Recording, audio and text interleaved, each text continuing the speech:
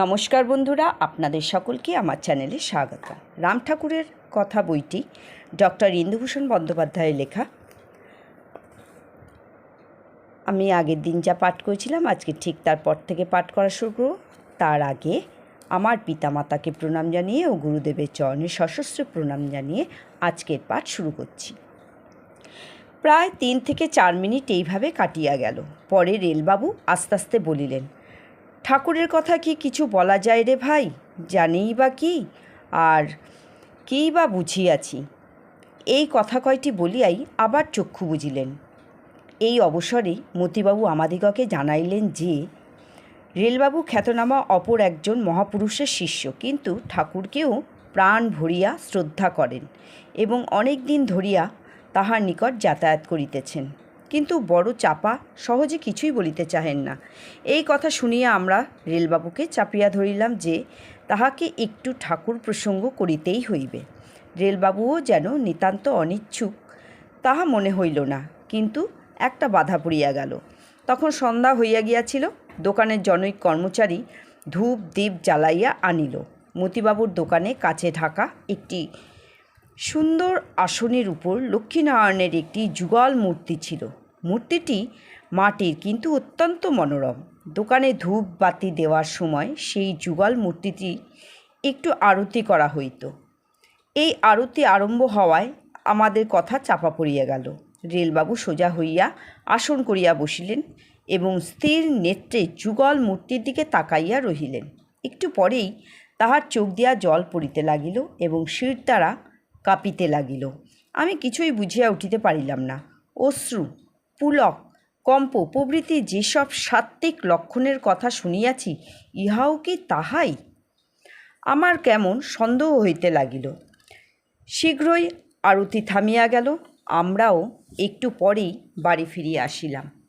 সেদিন আর রেলবাবুর সঙ্গে বিশেষ কোনো কথাবার্তা হইল না, কিন্তু আমাদের কি রকম একটা কৌতূহল হইয়াছিল। পরের দিনই আমি ও প্রভাতবাবু যথাসময়ে মতিবাবুর দোকানে যাইয়া উপস্থিত হইলাম। রেলবাবু সেখানেই ছিলেন এবং বরদাবাবুও সঙ্গে কথাবার্তা বলিতেছিলেন। একটু মনোযোগ দিতেই বুঝিলাম যে তিনি তাহার কলকাতায় আসিবার উদ্দেশ্য সম্বন্ধে বরদাবাবুকে অব্যাহতি করিতেছেন। রেলবাবু বলিতেছেন যে তাহার একটি ছোট ভাই আছে, সে কলকাতাতেই থাকে। এম হর্ট স্ট্রিটে ছোট একখানি কয়লার দোকান খুলিয়াছে। এই ভাইটিকে তিনি অত্যন্ত ভালোবাসেন এবং তাহাকে কোনো মহাপুরুষের পদাশ্রিত করিতে না পারায় তিনি অত্যন্ত অশান্তিতে দিন কাটাইতেছেন। তাহার নিজের গুরুদেব স্ত্রীদেহে থাকিলে কোনো চিন্তাই ছিল না। ভাইকে জোর করিয়া টানিয়া লইয়া গিয়া গুরুদেবের পায়ে ফেলিয়া দিতেন, কিন্তু তিনি দেহত্যাগ করিয়াছেন এবং সেই জন্যই রেলবাবু ঠাকুরের খোঁজে কলকাতায় আসিয়াছেন। ধর্মঘটের দরুন এখন তাহার অখণ্ড অবসর। ছোট ভাই কলকাতাতেই আছে। ঠাকুরও প্রায় ঘুরিয়া ফিরিয়া এখানে আসেন। যদি একটা যোগাযোগ হইয়া যায়, এই আশাতেই তিনি অপেক্ষা করিতেছেন। প্রভাতবাবু একবার ধর্মঘটের অবস্থা ও তাহার চাকরির ভবিষ্যতের কথা তুলিয়াছিলেন, কিন্তু তিনি দক্ষিণ হস্তের মধ্যের 3টি অঙ্গুলি 2বার কপালে ঠেকাইয়া এমন সরাসরিভাবে কথাটার জবাব দিয়াছিলেন যে সে প্রসঙ্গটা একেবারেই চাপা পড়িয়া গিয়াছিল। ক্রমে ক্রমে রেলবাবু তাহার ধর্মজীবনের অনেক কথাই আমাদিগকে বলিলেন। ঠাকুরের কথাও নানাভাবেই উঠিত এবং তাহার সংস্পর্শে আসিয়া কি করিয়া রেলবাবুর গুরুনিষ্ঠা ও ধর্মপ্রাণতা দৃঢ়তর হইয়াছে, তাহাও তিনি আমাদিগকে বিশদভাবে জানাইলেন। আমি তখন নতুন ঠাকুরের সঙ্গ পাইয়াছি, তাহার সম্বন্ধে বিশেষ কিছুই জানি না, সুতরাং রেলবাবুর কথাগুলি মুগ্ধ হইয়া শুনিতাম।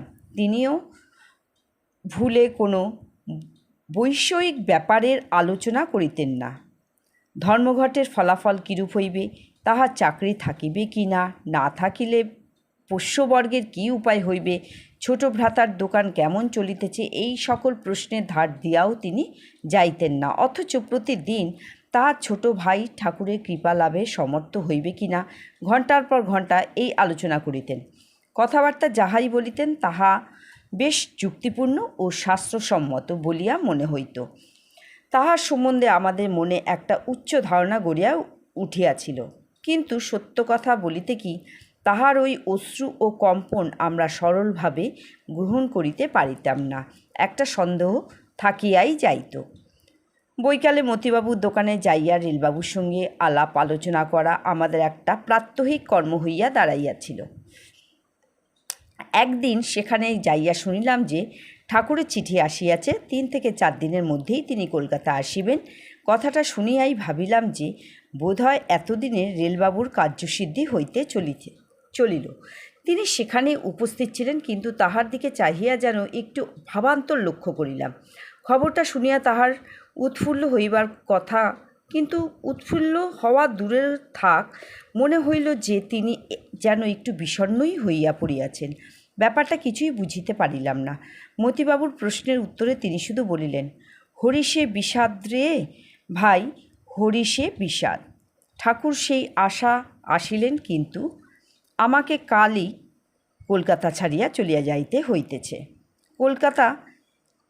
আচ্ছা, কথাটা একটু খুলিয়া বলিবার জন্য আমরা সকলে মিলিয়া তাহাকে চাপিয়া ধরিলাম, কিন্তু তিনি সহজে আর কিছুই বলিতে চাহিলেন না। শেষে অনেক পীড়াপিড়ির পর যাহা বলিলেন তাহাতেও কথাটা মোটেই পরিষ্কার হইল না। তিনি বলিলেন যে গতকালও তিনি সংবাদ পাইয়াছেন যে তাহার ভাতৃবধূ কিছুদিন পূর্বে নারায়ণগঞ্জে তাহার পিত্রালয়ে ঠাকুরের কৃপালাভ করিয়াছেন। কি করিয়া কি হইল, এই খবরটা বিশদভাবে জানিয়া না লইয়া তিনি ঠাকুরের সঙ্গে সাক্ষাৎ করিবেন না। কিন্তু ইহাতেও প্রকৃত কথাটা যে কি, কিছুই বোঝা গেল না।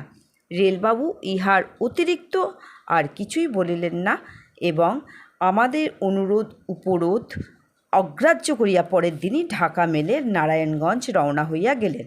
রহস্যটা রহস্যই রহিয়া গেল। নির্দিষ্ট দিনে ঠাকুর আসিয়া উপস্থিত এবং মতিবাবুর বাড়ি তাহার সহিত সাক্ষাৎ করিতে আসিলাম। আর কে কে সেখানে ছিল ঠিক স্মরণে নাই। আমি আসিতেই মতিবাবু ঠাকুরের নিকট রেলবাবুর কথাটা পাড়িলেন। ঠাকুর কিছুক্ষণ নীরবে রহিলেন, পরে ধীরে ধীরে বলিলেন, সকল বিষয়েরই একটা নিয়ম আছে। আম গাছের যখন বোল হয়, সেই বোল চিবাইলে আম্রত্ব একটু আধটু বুঝিতে পারা গেলেও আমের স্বাদ তাহাতে পাওয়া যায় না। পরে যখন গুটি বাঁধিয়া ছোট্ট আমটি বাহির হয়, তখন তাহার স্বাদ হয় কষা। আম যেমন বড় হইতে থাকে, তাহার স্বাদও ক্রমে অম্ল মধুর এবং পরিণামে মধুর হইয়া দাঁড়ায়। ধৈর্য ধরিয়া স্বভাবকে আশ্রয় করিয়া থাকিলে আম নিজেই পাকিয়া মধুর হয়, কোনো চেষ্টার প্রয়োজন হয় না। কিন্তু মানুষের ধৈর্যের অভাব। কষা আমেই পাকা আমের স্বাদ পাইবার আশায় খানিক গুড় মাখাইয়া লয়। ফল দাঁড়ায় এই যে আমটি কালে পাকিয়া হয়তো মধুর হইতে পারিত, তাহার আম্রত্বই নষ্ট হইয়া যায়। তো বন্ধুরা, আজকে আমি পাঠকে আর এগিয়ে নিয়ে যাব না। পাঠকে এখানেই আজকে বিরাম দিলাম। আর দয়া করে আপনারা একটু এই পাঠ শুনবেন, ক্রমশ আমরা ঠাকুরের সম্বন্ধে অনেক কিছু জানতে পারবো।